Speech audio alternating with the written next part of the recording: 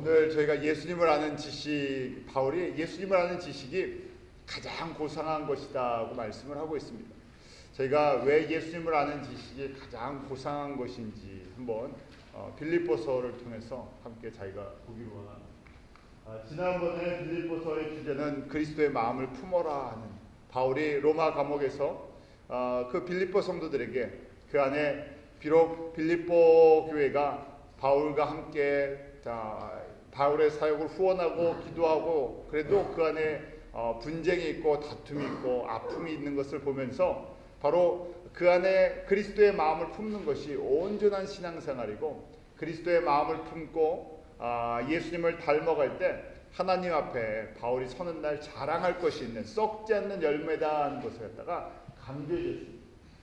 그 이야기는 다시 저희가 빌립보서 전체를 묵상하면서, 우리가 신앙생활을 보면서 가장 소중한 것이 결국 나를 구원하신 하나님의 은혜를 알고 그분을 닮아가는 것이죠. 어떤 것보다도, 착한 일을 하는 것보다 더 저희가 소중한 것은 바로 그리스도를 닮는, 우리 하나님을 닮아가는 그 닮아감이라는 것입니다. 바울이 이것을 1장과 2장을 통해서 강조해요. 저희가 그리스도를 닮아갈 때 교회 안에 있는 모든 문제는 사실은 사라진다는 것입니다. 사람들이 교회마다 문제들이 다 있는데 결국 그리스도를 닮는 사람보다 닮지 않은 사람이 하나님의 은혜를 체험했지만 은혜의 깊이를 알지 못하기 때문에 인간적인 세상적인 모습을 그대로 가지고 있기 때문에 결국 사람이 모인 곳에는 어디나 다툼이 있고 분쟁이 있죠. 교회라고 이해가 될 수가 없습니다. 더더구나 아픔이 있고 상처가 많으면요, 그 안에 더 복잡해집니다. 저희가 병원에나 그런 데 가보면요, 사람들이 편안하지 않죠. 왜냐하면 그 병들과 싸우고 아픔이 있기 때문에 의사들도 그렇고 간호원들도 그렇고 환자들도 그렇고 긴장 상태에 있는 것을 보게 됩니다. 바로 교회도 그런 영적인 눈으로 보면 교회는 평안한 사람들이 오는 곳이 아니라 바로 세상의 죄인들과 병든 사람들과 약한 사람들이 모이는 곳이죠. 그러기에 당연히 문제와 다툼과 분쟁이 있을 수밖에 없는 곳입니다. 바로 그때 그리스도를 닮아가는 변화된 사람들을 통해서 하나님의 은혜가 전달이 되고 그것이 퍼져가고, 그렇기 때문에 성숙한 교회, 아름다운 교회는 무엇인가? 세상적인 가치관이 아니라 바로 그리스도를 닮은 사람이 얼마나 그 교회 안에 있나, 그리스도를 닮아가는 그 모습이 영향력이 얼마나 퍼져가고 있느냐가 건강하고 성숙한 성도와 교회의 모습이라는 것입니다. 그래서 믿음의 본으로 그리스도와 바울과 디모데와 에바브로디도를 설명해 줬죠. 그리스도의 마음을 품지 않을 때 원망과 시기, 불평과 또 험담이 있다는 것을 저희가 보게 되었습니다. 바울이 그 모든 것을 다 사라지게 하고 온전한 열매로 하나님 앞에 드리기 위해서 자기의 삶을 관제와 같이 드리기를 원한다. 저희가 주 안에서 그렇기 때문에 그 기뻐하는 것이 소중한데요. 지난 수요일 날에 저희가 보았던 것이 주 안에서 기뻐하려면 어떻게 해야 되나, 우리 3장 3절인데요. 한번 다시 기억하는 마음으로요, 한번 읽고 보도록 하겠습니다. 빌립보서 3장 3절 같이 읽어볼까요? 시작. 하나님의 성령으로 봉사하며 그리스도 예수로 자랑하고 육체를 신뢰하지 않는 우리가 곧 할례장이라. 참 할례는 무엇인가? 마음에 받는 할례인데 육체가 중요한 것이 아니라, 그래서 첫 번째 우리가 주 안에서 기뻐하려면, 이것을 말을 좀 바꾸면요, 예수님을 닮아가려면 어떻게 해야 하느냐 하는 것이죠. 그래서 첫 번째가 예수님을 닮아가는 그 첫 번째가 성령으로 봉사한다는데, 봉사하는 것이 worship, 예배한다는 것이, 성령으로 예배하는 사람이다는 것입니다. 왜냐하면 일주일에 한 번 예배를 드리는 이 시간적인 개념이 아니라 우리의 삶이 성령의 전이 되어가고 우리의 삶 전체가 하나님 앞에 거룩한 산제사가 되어가는 로마서 12장 1절의 말씀처럼 우리가 24시간 7일 365일 살아있는 그리스도인으로 하나님 앞에 서는 것, 그것이 참된 성령으로 예배드리는 사람들이죠. 우리가 성령으로 예배를 드릴 때 우리의 속사람이 그리스도의 마음을 또 그리스도의 하나님의 성전으로 지어져 갈 때 닮아갈 수밖에 없어요. 그냥 거룩하다 찬송을 부르는 한 번이 아니라 우리의 내 삶의 주인이 바로 그 거룩하신 하나님이 되실 때, 그 거룩하신 예수님이 되실 때, 그 거룩하신 성령님이 나를 다스리기 시작할 때, 그때 비로소 성령으로 예배를 드리는 사람이라는 것입니다. 성령으로 예배를 드리지 않는다면요, 다시 뒤집어 보면요, 예수님을 닮아갈 수가 없다는 것이죠. 인간적인 모습을 우리가 다 누구나 갖고 있습니다. 완벽한 사람도 없고요, 완전한 사람도 없습니다. 우리는 처음부터 예수를 믿고 주님 앞에 서는 날까지 끊임없이 변화되어야 할 사람이고요, 변화되지 않으면 부패될 수밖에 없는, 바로 어떻게 보면 냄새나는 사람들이죠. 그러기에 날마다 성령으로 예배를 드리는 것이 우리가 예수님을 닮아가는 첫 번째 단계입니다. 두 번째는 그리스도 예수만 자랑하는 사람이라는 것이죠. 어떻게 예수님을 닮아가는가? 예수님은요, 하나님의 성품은, 삼위 하나님은 서로 협력하시면서요, 자기를 높이지 않습니다. 절대 자기의 공을 돌리지 않습니다. 결국 예수님은 성부 하나님만을 끊임없이 높이시죠. 성부 하나님은 그 성자 예수님을 높여주고요, 그분을 하나님 보좌 우편에 앉혀주시고, 삼위 하나님의 그 관계성은 바로 그런 것입니다. 그래서 그리스도 예수를 닮아간다는 것은요, 끊임없이 나를 죽이고 그 예수님의 영광만을 갖다가 선포하는 것입니다. 우리도 자랑받고 싶고요, 인정받고 싶은 것이 누구나 다 마음의 바닥에 깔려 있습니다. 이렇게 하면 칭찬받겠지 하는 것이죠. 사람들에게 인정을 받고 싶어합니다. 그럴 때 인정받지 못하면요, 마음속에 거꾸로 이 원망이 생기기도 하고 불평이 생기기도 하고, 나를 무시하는 건가, 나를 인정해주지 않는 건가 하죠. 그래서 무슨 일을 하든지 예수님만 자랑하고요, 예수님의 은혜입니다, 우리 하나님의 은혜입니다 고백할 수 있을 때, 그때 예수님을 닮아간다는 것입니다. 세 번째는 육체를 신뢰하지 말라 하는 것이죠. 육체를 신뢰한다는 것은요, 우리가 육체를 자랑하는 것, 눈에 보이는 것들을 자랑하는 것입니다. 세속적인 것이죠. 세상적인 것입니다. 교회의 역사를 보면서 지금 우리가 한국교회가 갖고 있는 것이 바로 이 세 가지를 우리가 잘 못할 때, 한국교회 문제 누구나 다 갖고 있는 거지만요, 특별히 한국교회가 요새 욕을 먹고 있는 이유 중에 대표적인 이유가 이 세 가지를 저희가 훈련하지 않았기 때문에라는 것을 보게 됩니다. 2000년 전에 바울이 빌립보 성도들에게 이것을 강조했던 것은, 이렇게 예수님을 닮아가는 이 세 가지 단계를 걸칠 때, 그때 바로 하나님이 기뻐하시는 그런 성령의 열매를, 하나님 앞에 썩지 않는 자랑할 것이 있는 정말 참된 열매가 맺히는데, 세상적으로 교회가 성장하면서요, 전부 이제 세상 사람들이 자랑하는 방법으로 교회를 자랑하기 시작했죠. 복받은 것을, 이 세 가지가 아니라 육체적인 것을 갖다가, 육신적인 것을 자랑하다 보니까 우리도 모르게 어떻게 신앙의 모습이 세속적인, 세상적인 가치관에 의해서 만들어졌습니다. 다시 우리가 사도행정적인 교회다, 원래 본래 모습으로 돌아간다는 것은 신앙의 가장 기본적인 영성인데요, 영성이라는 것은 예수님처럼 생각하고 예수님의 눈으로 바라보고 예수님의 마음을 품고 예수님처럼 행동하는 것이죠. 전인격적인 변화입니다. 그런데 우리의 전인격의 변화보다는 눈에 받는 것들을 강조하다 보니까 바로 이 세 가지의 우리 가장 치명적인 약점을 갖고 있습니다. 입술로는 예수님을 다 믿는데요, 그런데 삶 속에서는, 가장 중요한 가치 기준 속에서는 예수님을 닮은 모습이 아니라 세상 사람들보다 더 세상적인 그런 모습들이 저희 가운데 있는 그런 것들을 발견하게 됩니다. 한국에 잠시 방문하면서 이제 새벽 기도도 가보고 주예배 드리면서요, 참 교회, 언뜻 보면 교회도 많고요, 참 믿음의 전철에 타도 생명의 삶을 보는 사람도 있고, 그 다음에 그 스마트폰으로 성경을 읽는 사람도 있고, 참 보면 신앙생활을 하는 사람들이 많은 것 같아요. 그런데 그러면서도 왜 이 한국의 기독교인의 영향력이 이렇게 미약할까?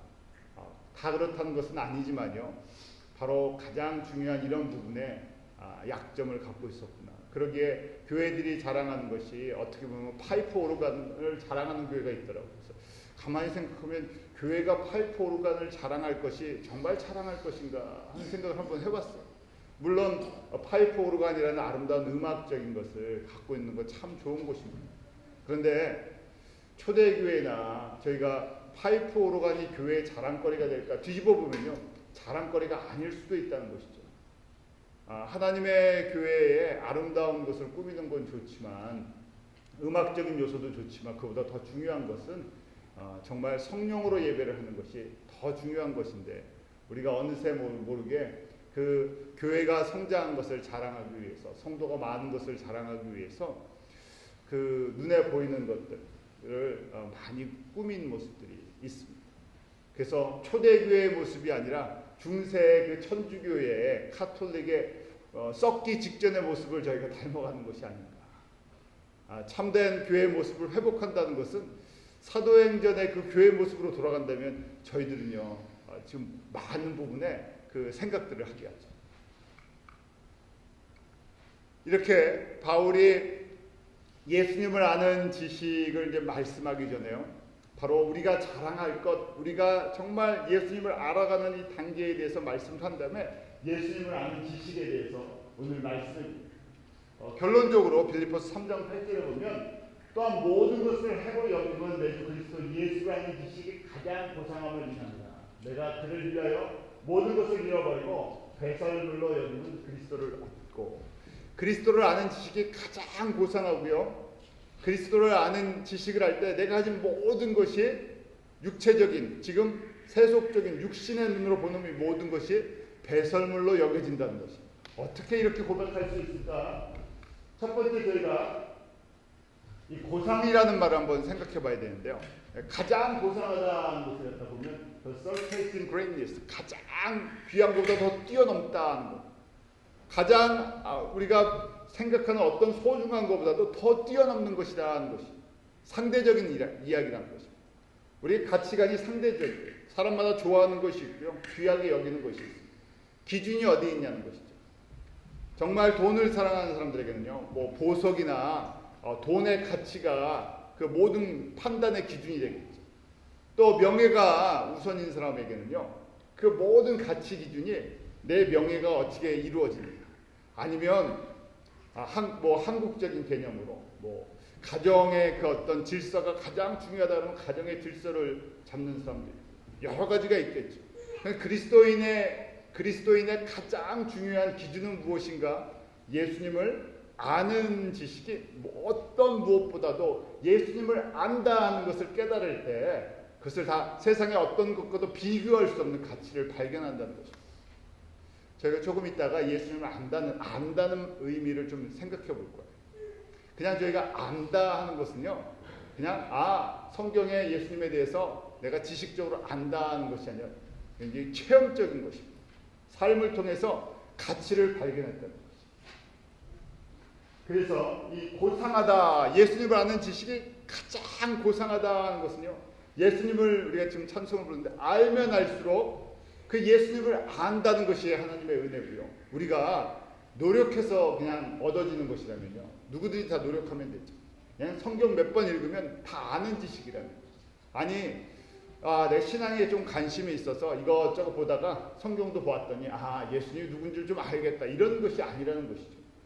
그래서 예수님을 우리가 믿고 알아가는 이 모든 과정 속에서 예수님을 알게 된 것, 내가 예수님을 압니다 고백하는 이 한마디의 고백이 세상의 어떤 가치보다도 훨씬 뛰어나는 것을 발견했다는 것이죠. 영적인 눈이 떠질 때, 그럴 때 비로소 제가 배설물이라는 것이 이제 우리 쓰레기 같은 거예요.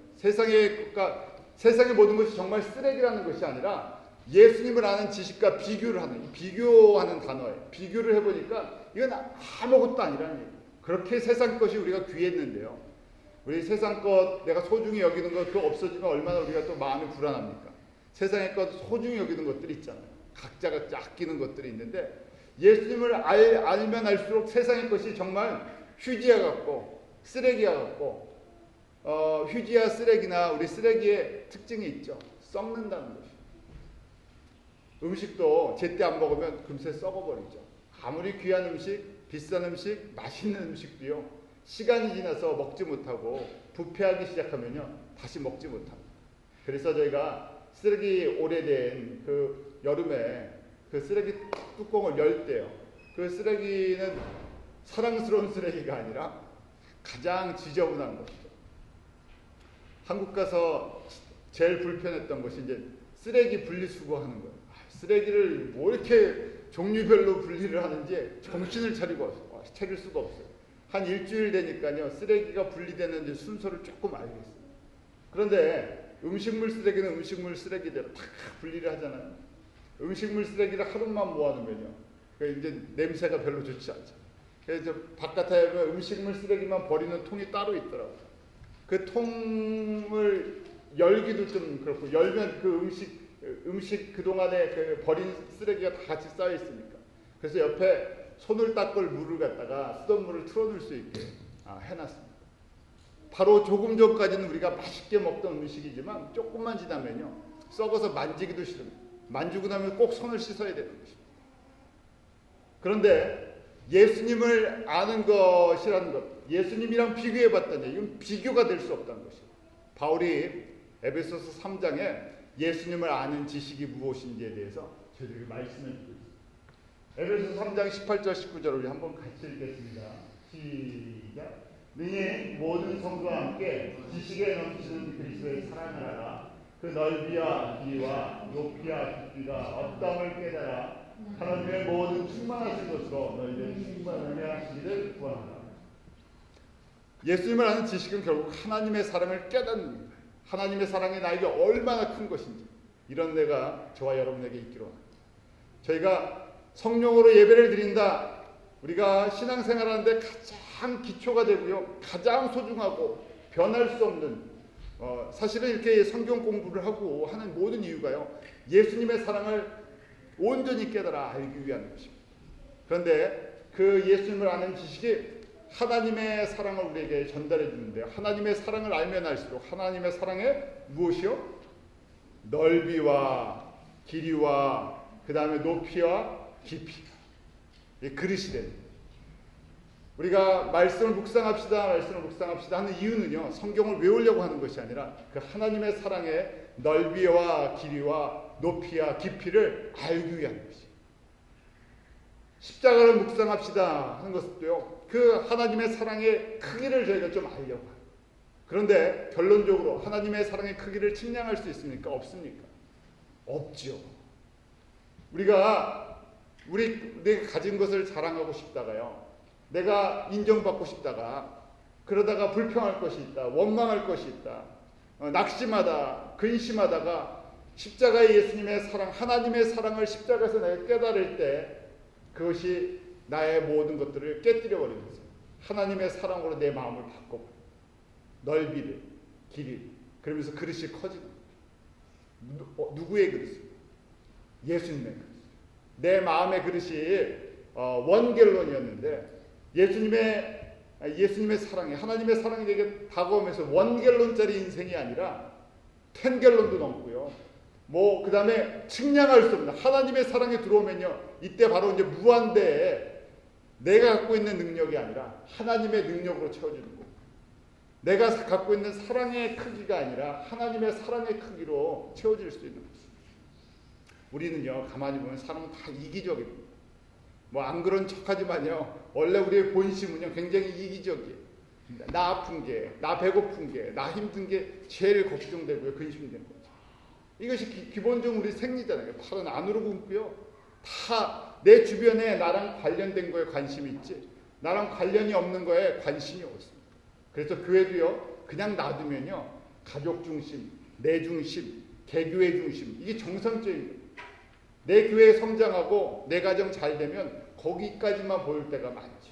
그런데 그것을 벗어난다는 것은요, 하나님의 이 사랑이 나에게 채워질 때. 그래서 우리가 예수님을 안다, 매일 저희가 묵상을 하고 기도를 하고 우리의 초점이 내가 예수님을 더 알기 원합니다. 좀 이상하게 들리실지 몰라도요, 우리가 주님 앞에 설 때면 내가 더 주님을 알기 원합니다. 그 초점은 하나님의 사랑을 내가 알기 원합니다. 하나님의 사랑으로 나를 채워주십시오. 이럴 때 우리가 그릇이 이제 하나님의 그릇, 하나님의 용량으로 움직여지기 시작하는 거죠. 그것이 성도의 능력이에요. 그럴 때 세상 사람들과 비교할 수 없는, 세상 사람들이 감당할 수 없는 그런 그리스도인이죠. 바울이 바로 그랬던 사람. 바울이 지금 빌립보 성도들에게 로마 감옥에 앉아 있는데 정상적인 세상적인 사람이라면요, 바울을 이해할 수가 없습니다. 예수님을 만난 이후의 바울의 삶, 로마 감옥에 앉아서 위로를 받아야 할 그 위치에서 거꾸로 빌립보 성도들을 위로하고요, 도전하고요, 기쁨을 갖다가 선포하는 것이죠. 그 기쁨은 세상 사람들이 주는 것도 아니고 감옥에 앉아서 죽을 날을 바라보고 있는 그런 사도가 무슨 기쁨이 있겠습니까? 그것은 위로부터예요. 하나님으로부터 오는 그런 기쁨이죠. 어떻게 기쁨을 소유할 수 있었나? 바로 측량할 수 없는 하나님의 사랑이 자기 가운데 다가와서 그 그릇이 자꾸만 넓어지니까요, 너무나 큰 은혜로 인해서요, 고백할 수밖에 없었던 이야기입니다. 그러할 때 뭐라고 고백한다고요? 예수님을 아는 지식이 가장 뛰어난 고상하다. 이것이 저와 여러분의 믿음의 고백이 됩니다. 지금부터 영원토록 주님 앞에 서는 날까지 내가 예수님을 아는 것이 이게 큰 은혜군요. 우리 한국 사람들이요, 우리가 언제 예수님을 알았습니까? 우리가 언제 예수님을 들어보고 믿었습니까? 100년 사이에요. 하나님께서 우리에게 특별한 은혜를 베풀어 주셨어요. 이것이 그냥 지식으로 깨달아진다 그러면요, 우리보다 복음을 먼저 들었던 많은 사람들이 더 예수를 잘 믿어야 되는데, 아시아만 비교해봐도요, 아시아에서 복음을 비슷한 시기에 다 아시아 사람들이 받았는데요, 한국에서만 이 성령의 역사와 복음의 역사와 교회의 열매가 맺히기 시작했죠. 또 하나님께서 거기에 아무것도 없는 우리 민족에게요, 6.25와 일제시대와 6.25를 겪었지만 정말 찾아볼 수 없는 경제적인 성장을 허락해 주셨죠. 미국에 와서도요, 소수민족인데도 참 잘 살게 만들어 주셨어요. 이것이 다 누구를 알도록요? 예수님을 알도록. 예수님을 아는 이 하나님이 우리에게 왜 이런 사랑을 베풀어 주셨는지, 그래서 우리가 닮아갈 때요, 주님이 원하시는 뜻을 분별하고 섬길 수 있는 거예요. 그래서 예수님을 아는 지식이 들어가려면 좀 전에 읽었던 빌립보서 3장 3절, 이 3단계의 과정을 자꾸만 거쳐요. 우리가 훈련한다 그러죠. 이 예수님을 아는 지식에 들어가는 것이 가장 고상한데요, 그러면 이 3단계를 꼭 해야 됩니다. 3단계, 다시요. 첫 번째 무엇으로 예배드린다고요? 성령으로 예배를 드립니다. 그냥 규칙적으로 예배를 드리는 것, 그보다 더 뛰어넘는 이야기입니다. 매일 성령님과 동행하는 삶, 내 삶이 거룩한 산제사를 드린다는 것이죠. 내 삶이라는 것은 나의 전인격이에요. 육과 혼과 영이 성령님의 지배를 받았어요. 나는 다 예수님 것입니다. 나의 머리에서 육체적으로 보면 발끝까지, 내 마음도 내 생각도 다 나는 예수님만 생각합니다. 그 예배를 드린다는 것은 주님을 만나는 시간이잖아요. 그래서 육체도 주님을 만나고 내 마음도 주님을 만나고 내 혼, 영도 주님을 만남으로 인해서 온전히 그 회복되는 시간. 두 번째는 예수님만 자랑하는 거예요. 세 번째는요, 육체를 신뢰하지 않는 거예요. 육체는 우리에게 세속적인 가치관, 세속적인 기준이, 이것을 우리가 신뢰하지 않아요. 왜냐하면 썩는 거기 때문에 신뢰하지 않는다는 것입니다. 그럴 때 우리가 예수님을 아는 지식에 들어갑니다. 이것을 갖다가요, 마태복음 13장에 천국에 대한 비유가 있는데, 그 중에 우리 두 가지 비유를 한번 생각해 볼 필요가 있습니다. 밭에 감춘 보와 좋은 준지를 찾는 상인에 대한 비유죠. 천국은 이와 같으니라 하면 하나님의 나라를 비유적으로 설명해 주는데요, 우리 마태복음 13장 40절에 보면 천국은 마치 밭에 감춘 보와 같으니 사람이 이를 발견한 후 숨겨두고 기뻐하여 돌아가서 자기의 소유를 다 팔아 그 밭을 샀느니라. 정말 이 보화를 발견했어요. 보화를 발견했는데요, 이것이 내 집안의 전 재산보다 더 뛰어난 거예요. 그래서 누가 볼까봐 잘 감춰놨다가요, 어떻게 했다고요? 내 전 재산을 팔아서요, 그 밭을 사버렸다. 미련한 사람이니까 지혜로운 사람입니다.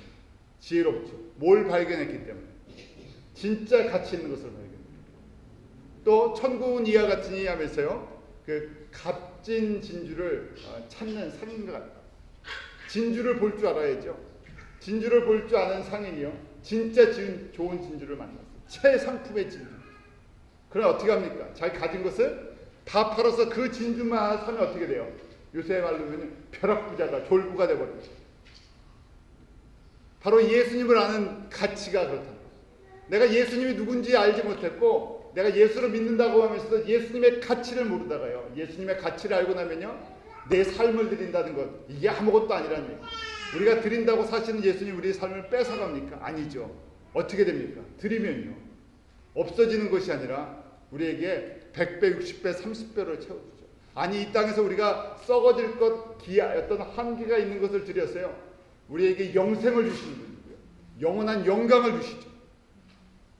빌립보서 2장에서 그걸 우리에게 보여주시지 않았습니까? 이 본체, 하나님과 본체시다 예수님께서요. 모든 것을 다 포기하셨어요. 하나님의 성부 하나님의 뜻과 영광을 위해서. 그래서 인간의 몸이 되어서 종이 되어서 죽기까지 십자가에 순종하셨을 때 그때 하나님께서 모든 이름 위에 뛰어난 이름, 모든 영광 중에 가장 뛰어난 영광을 예수님께 주셨어요. 저희도 예수 안에서요. 이것을 발견하고 그 길을 따라가는 사람. 그러니까 먼저 알아야 따라갈 거 아닙니까? 알아야 내가 내 것을 팔아서 예수님께 드리지 않겠습니까? 나에게 주어진 시간이 됐던 물질이 됐던 열정이 됐던 그래서 첫 번째가 되는 게 예수님을 아는 지식이에요. 예수님을 알기 위해서 성령으로 예배드린다는 것. 예수님을 알기 위해서 제가 매일 묵상을 합니다. 묵상을 해서 내가 예수님을 알기 원합니다. 기도하면서 내가 예수님을 알기 원합니다. 나의 삶의 어려움과 또 여러 곤경과 아픔과 또 기쁨과 감사 모든 것을 통해서 내가 예수님을 알기 원합니다. 그러기 때문에요. 우리가 예수님을 알아가는 성도의 삶에는 불평할 것이 없습니다. 왜냐하면 모든 것을 통해서 환경이 됐던 그것이 문화가 됐던 어떤 것을 통해서도 결국 목적이 무엇이기 때문에 예수님을 알아가는 과정이기 때문에 우리가 공부할 때도 그랬잖아요. 어떤 과목은 재밌는 과목이 있어요. 어떤 과목은 좀 하기 싫은 과목. 사람마다 다 좋아하는 취향입니다. 그렇지만 저희가 훈련받는 동안에는 불평을 할 수가 없습니다. 왜냐하면 이 훈련의 과정을 통해서 우리에게 필요한 것들을 습득하도록 얻도록 하기 때문입니다. 결국 우리가 믿음의 인생 전체를 통해서 하나님은요. 예수를 아는 지식을 깨닫게 해주시는 거예요. 그래서 지혜로운 공부 잘하는 사람은요. 이걸 통해서도 예수님을 알게 하시는군요. 이걸 통해서 예수님을 알게 하시는군요. 이게 왜 은혜입니까? 하고 고백합니다. 공부를 못하는 사람은요. 진짜 중요한 거를 놓쳐버려요. 그래서 제가 보통 이제 한국에서도 그렇고 미국에서도 그렇고 제가 이제 얼마 전에 하버드대 수석으로 졸업한 한국 학생이 있더라고요. 그래서 그 신문에 나온 기사를 봤더니 어떻게 공부해서 저 하버드에서 한국 학생으로서 한국 국적을 갖고 있는 물론 초등학교 마치고 여기 왔지만 어떻게 수석을 했습니까? 했더니 수업 시간에 충실했습니다 하는 얘기를 하더라고요. 수업 시간을 한 번이라도 놓치면 너무나 큰 그 갭이 생기기 때문에 수업 시간 한 번도 못 놓칠 수가 없고 그냥 메모를 빠짐없이 썼고 그래서 수업에 충실했습니다. 그렇게 마찬가지. 신앙생활에 별다른 길이 없습니다. 내가 매일매일 주님을 알아가는 이 과정 속에 하나도 빠지지 않고 나에게 이러한 모든 것을 통해서 주님을 알아가게 하시는구나 하는 것을 고백하면요. 주님께서 원하시는 과정을 잘 맞습니다. 바울이요. 과거를 돌아봅니다. 내 과거에 육체를 자랑할 만한 것, 사람들이 육체라는 것이 꼭 이 겉모습의 육체뿐만 아니라 사람들이 세상적인 관점으로 자랑하는 것 나도 갖고 있다는 것이 정말 나도 자랑할 것이 많다는 것. 그런데 그것이 무엇으로요? 예수님을 알아가니까 이것이 다 뭘로 여겨진다고요? 배설물로, 상대적으로. 그 자체가 가치가 없다는 것이 아니라 그때는 그게 가치가 최고인 줄 알았는데요. 좋은 대학에 들어가서 좋은 교수 만나서 교수 되고 국회의원 되고 돈 잘 벌고 이게 최고인 줄 알았는데 예수님을 진짜 아니까요. 이게 아무것도 아니라는 것입니다. 그래서 고백하기를 배설물이다 하는 것입니다. 과거에 바울이 자랑할 만한 것. 그렇기 때문에 지금 빌립보 성도들에게 말해주는 거예요. 내가 과거에 추구했던 것. 너희들도 그런 마음이 있지 않냐. 우리가 누구나 다 예수를 믿고도 추구하는 마음들이 있어요. 자랑하고 싶은 마음들이 있는데요. 그 추구하고자 하는 것이 무엇인가? 첫 번째는요. 유전적인 생물학적인 기준입니다. 뭐냐면 첫 번째 8일 만에 할례를 받았다 하고 돼 있어. 우리 창세기 17장에 보면 이스라엘 사람들은 그 아브라함의 자손들은요 하나님께서 언약을 맺어주면서 난지 8일 만에 할례를 받았다. 무슨 얘기입니까? 8일 만에 할례를 받았다는 우리가 신앙생활 할 때 모태신앙이라고 이야기하죠. 무슨 뱃속에서부터 우리가 예수님을 믿었겠습니까? 그렇지만 어머니 아버지가 나를 태어나기 전부터 기도하고 내가 태어날 때부터 내가 신앙으로 살 수 있도록 그렇게 은혜를 공급해 줬다. 그래서 나는 뱃속에서부터 신앙생활을 했다고 그런 자랑할 때가 있지 않습니까? 마찬가지로 이스라엘 사람들은요. 나는 8일 만에 할례를 받았다는 것은 중간에 개종을 했다든지 이방인이었는데 하나님을 믿고 돌이킨 사람이 아니라 나는 혈통적으로 원래 아브라함의 자손이라는 것이죠. 성골이라는 것이죠. 또 이스라엘 족속이다 하는 것도 같은 의미죠. 나는 이스라엘 민족이다. 이방인이 아니라는 거예요. 우리 이방인을 뭐라고 이스라엘 사람들이 생각했다 그랬습니까? 개다 그랬는데 이런 무슨 예쁜 개가 아니래요. 그 들개 같은 떠돌아다니면서요. 그 깡패짓 하고요. 뺏고 사람들 물고 또 공격하고 그냥 못된 짓만 골라하는 그런 이방인들을 그렇게 보았다. 그런데 나는 이스라엘 사람이다. 나는 이 거룩한 하나님의 백성이고 구별된 초전 피플이라는 것이죠. 지금도 그래서 유태인들이 굉장히 자부심을 갖고 있죠. 우리는 하나님의 선민이다. 초전 피플이다. 이런 것들을 자랑할 만한 것인데요. 결국 또 예수님을 아는 가치를 배우면 자랑할 게 아니라는 거예요. 왜 그렇습니까? 이스라엘 민족이 뛰어나기 때문에 아브라함이 뛰어나고 신앙이 좋고 그 다음에 재능이 많아서 하나님이 택하셨습니까? 아니죠. 하나님의 은혜로 아브라함을 불러주셨어요. 그걸 잊지 말라는 얘기죠. 저희도 마찬가지입니다. 예수님을 알면 우리의 자랑할 것이 싹 사라져버려요. 처음부터 끝까지 하나님의 은혜이기 때문에 불러주신 분도 하나님이요. 나에게 복 주신 분도 하나님이요. 내가 하나님을 아는 지식을 주신 분도 하나님이요. 이것이 은혜라는 것이죠. 또 세 번째는 베냐민 지파였다고 자랑을 합니다. 베냐민 지파는요. 특별히 12지파 속에서 사랑을 받았던 지파죠. 왜 그렇겠습니까? 누가 낳습니까? 베냐민은요. 라헬이 낳습니다. 그냥 태어날 때부터 사랑을 받았던 그런 민족이고요. 또 지금 우리 예루살렘 땅을 그 당시에 유다 지파가 소유한 것처럼 보이지만 예루살렘의 핵심은 사실은 베냐민에게 속해 있었습니다. 그래서 베냐민 우리가 첫 번째 왕도 베냐민 지파에서 나왔죠. 우리 사울이 베냐민 지파죠. 그래서 베냐민 지파 사람들 굉장히 이 안에 12지파 속에서도 자부심이 있었어요.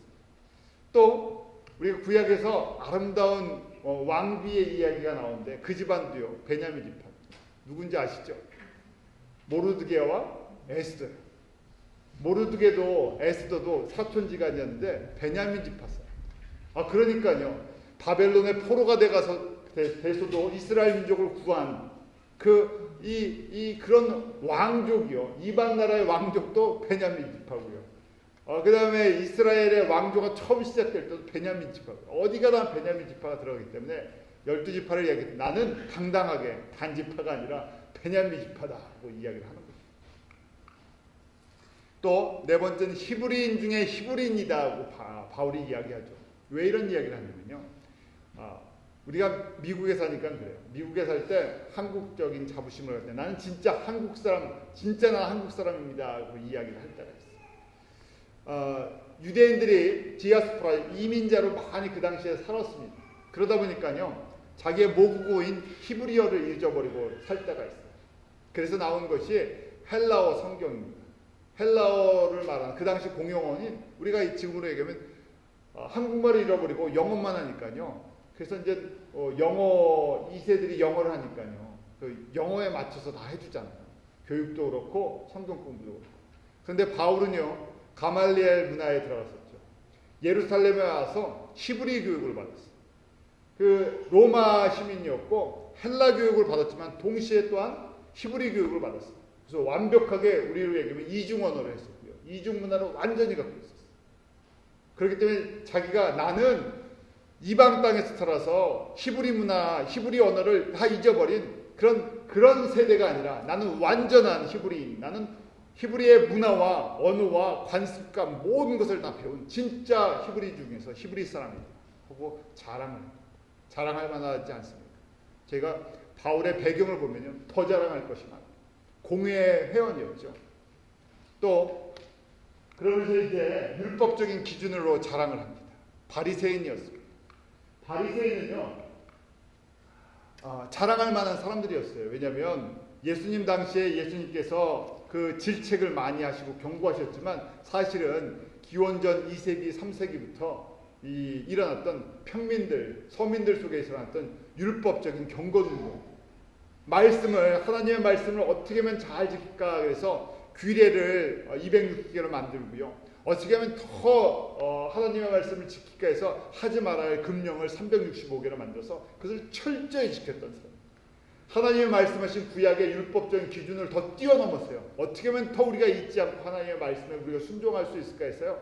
그렇게 몇백 가지를 만들어 놓고요. 하나도 어기지 않으려고 애썼던 사람들. 그래서 사람들에게 이 민족의식과 독립의식과 또 히브리인의 의식을 집어넣었던 아주 존경받던 사람들입니다. 그것이 이제 시대가 지나면서요. 겉모습만, 외형적인 신앙만 강조했던 그것으로 인해서 예수님께 질책을 받았던 것입니다. 또 열심으로 교회를 핍박했다. 그 율법적인 기준으로 열심히 대단했어요. 어디 가든지 예수를 믿는 사람을 찾으려고요. 쫓아다녔다. 율법의 의의로는, 율법의 기준으로는 뭐가 없다고요? 흠이 없어요. 율법의 기준을 가지고 봤을 때 나만큼 신앙생활 잘하는 사람이 아무도 없다는 거예요. 완벽주의자입니다. 완벽한 사람이에요. 그 시대의 신앙의 기준을 보면요, 바울과 같은 사람은 흠잡을 데가 없는 사람입니다. 그래서 바울이 이런 것 내가 다 자랑할 수 있는데 과거에는 예수님을 알기 전에 이런 것들을 자랑하고 이것이 나의 삶의 중요한 기준이었는데 예수님을 알고 나니까 이게 뭐가 됐다고요? 배설물이 아무것도 아니 썩어지는 것이다. 진짜를 발견하고 났다. 바울만큼 우리가 율법적인 기준으로 봤을 때 바울을 쫓아갈 신앙인이 아무도 없습니다. 열심히요 바울을 쫓아갈 수가 없습니다. 율법적인 기준으로 볼 때 바울보다 성경을 더 많이 알 사람이요 아무도 없습니다. 성경학자였죠. 우리가 열심으로 사는 이 바울의 모습을 보면서요 도저히 따라갈 수 없는 사람입니다. 그런데 예수님을 알고 나서 이 모든 것이 예수님을 아는 지식, 다시요 하나님께서 나에게 베푸신 사랑의 넓이와 길이와 높이와 깊이를 깨닫고 보니까 이건 썩어지는 아무것도 아닙니다. 내가 썩어질 것을 향해 달려갔어. 그러니까 다 집어던져버리고 어떻게 합니까? 뒤돌아섰어요. 핍박이 와도 고난이 와도 배고파도 힘들어도 생명의 위협이 있어도 로마 감옥에 갇혀 있어도 예수님만 자랑하고 예수님만 기뻐하고 내가 예수님을 따라가는 것처럼 지금 빌립보 성도들에게 너희도 나를 따라가라. 그 목적은 예수님을 닮아가는 것이다. 2000년이 지난 오늘날 우리 이 시대를 살고 있는 저희들에게도 똑같은 메시지를 주는 거죠. 이것이 가장 핵심적인 메시지고요. 이것이 우리가 매일 훈련해야 할 경건의 모습이라는 거죠. 그래서 끝으로요 우리가 안다는 것을 한번 생각해요. 예수님을 안다는 때 이 안다는 것은 우리도 이 현대적인 교육을 받아갖고요 지식적으로 생각합니다. To know, knowledge에 대해서. 그런데 히브리 사람들은요 이 안다를 야다라고 해요. 야다, 성경적인 의미예요. 이것을 이제 번역을 하다 보니까 knowledge라는 그 헬라어 키리스켄으로 이제 번역을 해서 그런데 그 우리가 생각하는 헬라 사람들이 생각하는 이 지식과 성경적인 구약의 야다랑은 엄청난 차이가 있어요. 이건 체험적인 것이에요. 전인격을 통해서 체험하는 것입니다. 그래서 야다가 사용되는 한 가지 예가요. 대표적으로 창세기 4장 1절입니다. 창세기 4장 1절 한번 같이 읽어볼까요? 시작. 아담이 그 아내 하와 동침함에 하와가 잉타하여 가인을 낳고 이르되 내가 여호와로 말미암아 등남하였다 하니라. 이때 동침하였다 하는 말이 야다예요. 안다는 것은요 우리가 아는 것도 여러 종류잖아요. 나 그 사람 알아 할 때 뭐 저거 알아 할 때는 그냥 피상적인 걸 아는 것이 있고요.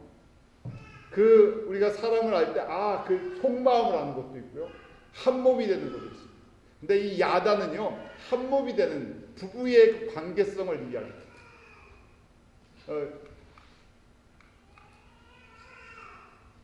그래서 우리가 창세기 2장 결혼에 대해서 얘기 나오잖아요. 결혼에 대해서 부부가 하나가 되는 것. 하나님이 아담을 만드시고 그 다음에 아담의 갈비뼈에서 이 하와를 만들어 주셨잖아요. 그때 아담이 뭐라고 얘기합니까? 하와를 보면서 내 뼈 중에 뼈, 살 중에 살이다. 그게 안다는 거예요. 그냥 아는 게 아니라 나와 동심일체라고 얘기하죠. 완전히 한 몸이라는 거예요. 그러니까 그 다음에 뭐라고 되어 있습니까? 벌거벗었으나 부끄럽지 않다. 제가 제 몸을 보면서 부끄럽습니까? 그렇지 않잖아요. 왜냐하면 여자와 남자, 아담과 하와가 두 몸이 아니라 한 몸이고요. 한 마음이고 한 생각이고 완전히 하나이기 때문에요. 보면서 부끄러움이 없습니다. 감출 것이 없고요. 그 다음에 특별히 뭘 설명할 필요가 없어요. 너의 생각이 나의 생각이고 너의 마음이 나의 마음이고 너의 기준이 나의 기준이에요.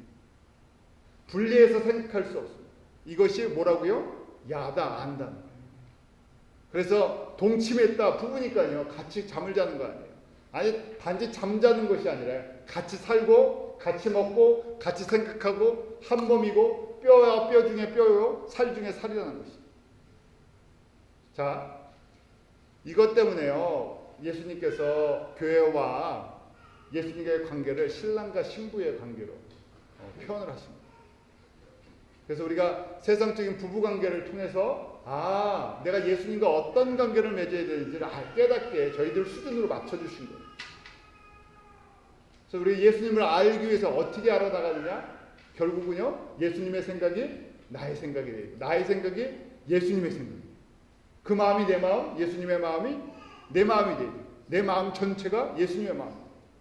내 뜻이 예수님의 뜻이 돼야 되고 예수님의 뜻이 나의 뜻이 되고. 이걸 뭐라고 얘기합니까? 일심동체고요. 우리의 삶이 하나님 앞에 연락됐다. pleasing가 연락이 되는 것은 영어로 보면 pleasing. 내가 하나님을 기쁘시게 했다. 언제 기뻐합니까? 완전히 예수님의 생각으로 가득 차여서. 신부가 누군만 생각할까? 신랑만. 우리 신랑 대신 예수님만 안지나서나 사랑하고 생각하고 먹고 입고 사는 것도 예수님만. 그러니까요. 지금 예수님을 아는 단계를 3단계 말씀드렸죠. 첫 번째 뭐라 그랬습니까? 성령으로 예배를 드린다. 예배 드리는 게 뭐냐면 예수님과 동행하는 거잖아요. 아침이나 저녁이나 아침에도 찬양, 점심에도 찬양, 저녁에도 찬양, 아침에도 묵상, 점심에도 묵상. 그냥 눈만 떴다면 내가 사랑하는 예수님만 사랑하는, 예수님만 생각하는.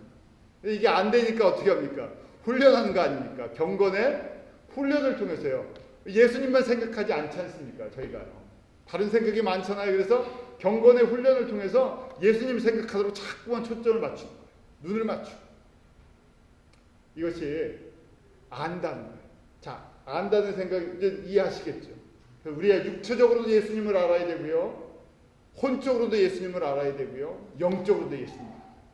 신앙생활은 그러니까 우리가 예수님을 알아가는 과정이죠. 근데 예수님을 알면 알수록 예수님을 알 때마다 뭐가 늘어난다고요? 하나님의 사랑이 측량을 할 수가 없다는 거예요. 왜 그렇습니까? 나를 보기 때문에. 자, 예수님을 알 때요, 거꾸로요, 나도 알 수 있어요. 우리가 말씀은 거울과 같아요. 그래서 내가 말씀을 우리가 묵상한다 그러잖아요. 묵상할 때 먼저 나를 말씀을 통해서 보게 됩니다. 바울이 자신을 보기 시작합니다. 예수님을 알고 나서 예수님의 눈으로 나를 보니까 내가 어떤 존재라는 거예요. 율법으로 봤을 때 나는 완전한 존재인데요. 하나님의 기준을 깨닫고요. 예수님의 눈으로 나를 보니까 나는 벌레와 같은, 죄인 중에 괴수와 같은 존재입니다. 그러니까 무릎을 꿇을 수밖에 없죠. 결국 저희가 이제 결론적으로 바울이 어떻게 하면 예수님을 알아나가느냐? 겸손한 자라는 것입니다. 어떤 사람이 예수님을 알 수 있느냐? 겸손한 자라. 예수님 앞에 서 있는, 예수님 앞에 서 있는 자. 그러면요, 자랑할 것이요. 예수님이 안 보이니까 자랑할 게 있죠. 예수님이 보이고 나니까 자랑할 거 없어져. 완벽하지 않기 때문에.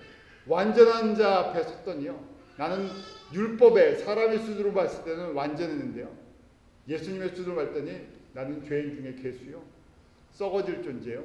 내가 자랑하는 건 다 배설물들이요. 내가 추구했던 것 세상의 영광이요.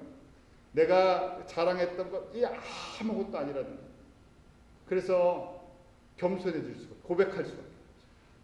나 같은, 정말 나는 무능력하고 무지하고, 그 다음에 사람들이 보기에는 도덕적인 것처럼 보이지만 그렇게 도덕적이지도 않고, 왜냐하면 사람들 수준이 아니라 하나님의 수준으로, 하나님의 사랑이라는 수준으로 봤을 때 정말 아무것도 아닌 그 개미와 같은 인생이라는 것을 깨달을 때 겸손해지죠. 그때 그냥 사랑을 받는 것입니다. 이게 내가 노력했기 때문에, 내가 선하게 살았기 때문에, 내가 주님을 하나님을 섬기고 봉사했기 때문에 받은 것이 아니라 그냥 무조건적으로 나에게 먼저 주신 거군요 하는 것을 자꾸만 깨닫는 거예요. 그래서 잠언 3장 34절에 보면 진실로 그는 거만한 자를 비웃으시며 겸손한 자에게 은혜를 베푸시니, 하나님의 사랑을 받는 가장 중요한 첫 번째 단계의 마지막 단계가 겸손이라는 것입니다. 그럴 때 은혜가 되기 시작하죠. 그래서 두 번째, 우리가 어떤 사람이 예수님을 알 수 있나? 은혜를 깊이 체험하는 거죠. 호세아서를 가끔 생각합니다. 고멜과 같은 여인을 누가 사랑하겠습니까? 그렇지 않아요. 우리가 고멜이라는 여인보다 잘난 것이 없는 사람, 누구의 눈? 예수님의 눈. 똑같은 사람이니까요, 하나님께서 그 고멜이라는 창녀를 택해서요, 호세아에게 결혼을 시켰잖아요. 그 이스라엘 사람들, 우리가 그런 사람들, 사랑하는 예수님을 만나고도요, 또 바깥에 나가, 다른 것에 또 관심이 있어요. 옛생활에 다시 관심이 있어요. 또 그래서 또 정이 나갔고요, 바깥에 돌아다닙니다. 그러다가 또 불러주시면요, 참 얼굴도 뻔뻔하죠. 또 예수님 앞에 또 가요. 그래서 또 은혜를 구하죠. 아세요. 그래서 도망가지 말고, 그래도 좋으니까 어떻게 하라고요? 나에게 돌아오라 그러십니다. 우리가 그런 속성이 있다는 걸 너무나 잘 알고 계세요. 우리가 바람난 속성이 있다는 것, 세상을 사랑하는 속성이 있다는 것, 아담 이후에 에덴 동산에서 쫓겨난 사람들, 저희가 하나님의 구원 계획을 보잖아요. 우리에게 그런 속성이, 그런 죄가 물들어 있다는 것 너무나 잘 아세요. 그렇기 때문에 거룩한 척하지 말고 그럴 때마다 무릎 꿇고 돌아와라, 내 사랑을 그냥 받아라 하고 무조건적으로 주시잖아요. 그래서 그때마다 주님의 사랑, 이 하나님의 사랑의 그 은혜의 깊이를 내가 감당할 수가 없습니다. 그렇게 고백할 때 누구를 안다고요? 예수님. 나 예수님과 이제 동행하기 시작하죠. 예수님을 생각하고 예수님을 위해서 시간을 보내는 시간을 조금만 늘립니다. 처음 신앙생활 하는데, 이제 막 예수님을 아는데 거기에 시간을 많이 쏟지 못하죠. 우리가 우리의 믿음의 그 깊이가 깊어질수록 예수님과 끊임없이 같이 동행하는 것. 그래서 성령님께서 그것을 우리에게 도와주시지 않습니까?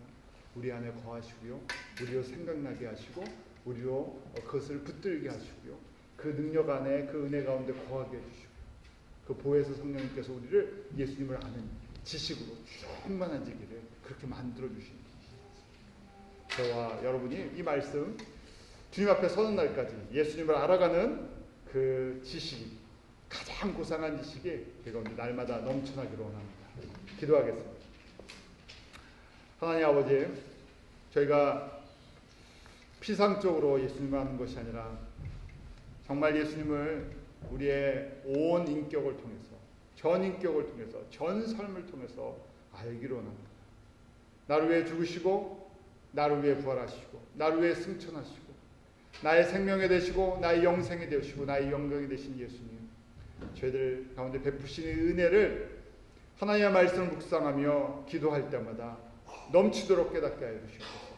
우리에게 부어주신 하나님의 그 사랑의 그 넓이와 길이와 높이와 깊이를 날마다 분별하게 하시고 그 측량할 수 없음을 인해서 겸손히 무릎 꿇는 은혜의 사람들 되도록 인도하여 주시고, 이러한 은혜, 이러한 겸손, 이러한 사랑이 저희 교회와 저희 교회를 넘어서 우리가 섬기는 모든 주의 백성들 가운데, 나라들 가운데 임하도록 역사하여 주시옵소서. 예수님의 이름으로 기도하옵나이다.